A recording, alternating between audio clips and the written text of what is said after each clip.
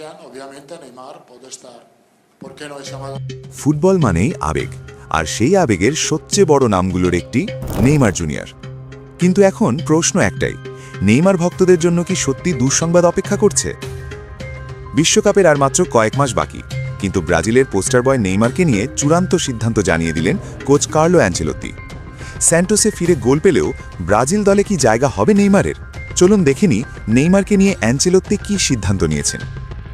বিশ্বকাপের প্রস্তুতির জন্য ব্রাজিল সাম্প্রতিক সময়ে খেলেছে ফ্রান্স ও ক্রোয়েশিয়ার মতো শক্তিশালী দলের বিপক্ষে গুরুত্বপূর্ণ ম্যাচ।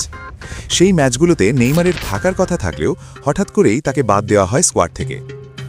শুধু তাই নয়, অ্যাঞ্চেলোত্তি নিজে যখন তার চূড়ান্ত ২৬ সদস্যের স্কোয়াড তৈরি করেন, সেখানেও নেই নেইমারের নাম। এটা ছিল সত্যিকারের বড় চমক। প্রেস কনফারেন্সে অ্যাঞ্চেলোত্তিকে সরাসরি প্রশ্ন করা হয় নেইমারের ভবিষ্যৎ কী। তিনি খুব পরিষ্কারভাবে বলেন, আমরা কোনো ইনজিওর্ড খেলোয়াড় নিয়ে বিশ্বকাপে যেতে চাই না। নেইমার যদি খেলতে চায় তাকে ১০০% ফিট হতে হবে এবং পারফর্ম করতে হবে। শুধু নামের জন্য কাউকে দলে নেওয়া হবে না। এই বক্তব্য শুনে অনেকেই বুঝে গেছেন নেইমারের জন্য পথটা মোটেও সহজ নয়। এরপরই ব্রাজিল জুড়ে শুরু হয় আলোচনা সমালোচনা। অনেক ভক্ত রাস্তায় নেমে দাবি তুলেছেন, আমরা নেইমারকে বিশ্বকাপে চাই। কারণ তাদের কাছে নেইমার শুধু একজন খেলোয়াড় নয়, তিনি ব্রাজিলের আবেগ, স্বপ্ন আর ভরসার প্রতীক। তবে এই অন্ধকারের মাঝেও এসেছে একটুখানি আশার আলো। স্যান্টোস ক্লাবের পক্ষ থেকে জানানো হয়েছে নেইমারকে বিশ্বকাপে খেলানোর জন্য তারা সর্বোচ্চ চেষ্টা করবে। এখন প্রশ্ন, নেইমারের বর্তমান অবস্থা কেমন? স্যান্টোসে ফেরার পর থেকেই নেইমার ধীরে ধীরে নিজের ছন্দ ফিরে পাচ্ছেন। তিনি গোল করছেন, অ্যাসিস্ট দিচ্ছেন, অর্থাৎ মাঠে তার প্রভাব এখনও আগের মতোই দৃশ্যমান। যদিও এখনও পুরোপুরি ফিট নন, পুরো ম্যাচ খেলতে পারছেন না, তবুও যতটুকু সময় মাঠে থাকছেন ম্যাচের গতিপথ বদলে দিচ্ছেন একাই। এটাই নেইমারের বিশেষত্ব। তিনি এমন একজন খেলোয়াড় যিনি এক মুহূর্তেই পুরো ম্যাচ ঘুরিয়ে দিতে পারেন। অন্যদিকে বর্তমান ব্রাজিল দলে সবচেয়ে আলোচিত দুই তারকা ভিনিসিয়াস জুনিয়র এবং রাফিনহা। ক্লাব ফুটবলে তারা দুর্দান্ত পারফরমেন্স করলেও জাতীয় দলে সেই পারফরমেন্সের ধারাবাহিকতা দেখা যাচ্ছে না। পরিসংখ্যানই তার প্রমাণ। ভিনিসিয়াস জুনিয়র ২৮ ম্যাচে করেছেন মাত্র ৩টি গোল। অন্যদিকে রাফিনহা ২৮ ম্যাচে করেছেন ৭টি গোল। কিন্তু নেইমার বাকি, মাত্র ৩১ ম্যাচেই করেছেন ২২টি গোল।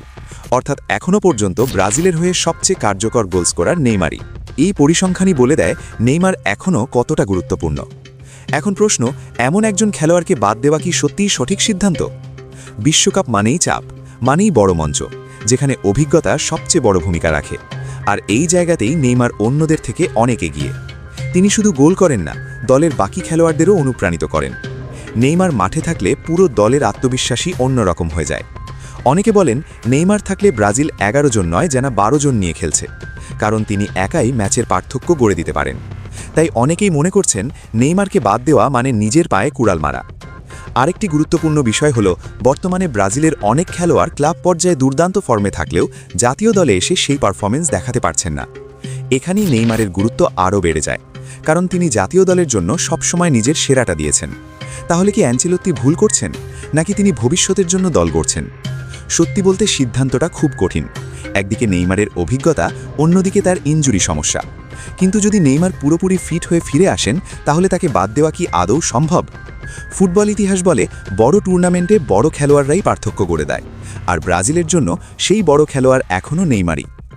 তাই শেষ কথা একটাই, নেইমার ইনজুরি হোক আর ফিট, তাকে দলে না রাখা হবে বিশাল ভুল। এখন দেখার বিষয়, আসলে কি সিদ্ধান্ত নেন অ্যাঞ্চেলোত্তি।